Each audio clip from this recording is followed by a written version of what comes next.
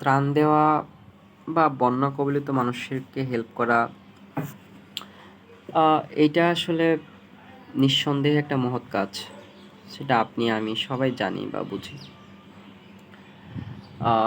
এই বন্যা পরিস্থিতির মধ্যে কিছু কিছু ব্যাপার খুব খটকা আমার কাছে মনে হয়েছে যে এই ব্যাপারগুলো একটু ভাবা উচিত।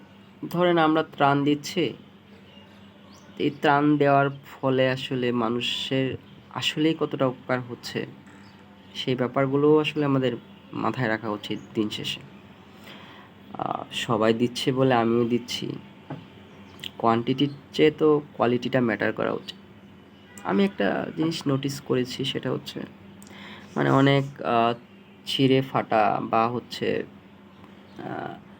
ব্যবহারের মতো না এরকম অনেক কাপড় এদেরকে দেওয়া হচ্ছে। আলটিমেটলি ভাই আমরা এদেরকে তো হেল্প করার জন্যই দিচ্ছি, দিলে একটু ভালোটাই দেই। অন্তত 5টা নিয়ে দেই, 1টা দেই, 2টা দেই, একটু ভালোটা দিই, তাই না? যেহেতু মানুষকে দিতেই হচ্ছে, একটা দিই, অন্তত ভালোটা দিই, যাতে পড়তে পারে। এটা যদি পড়তেই না পারে, এটা দিয়ে কী করবে ভাই বলেন? এটা একটু নজর দিন ভাই আপনারা।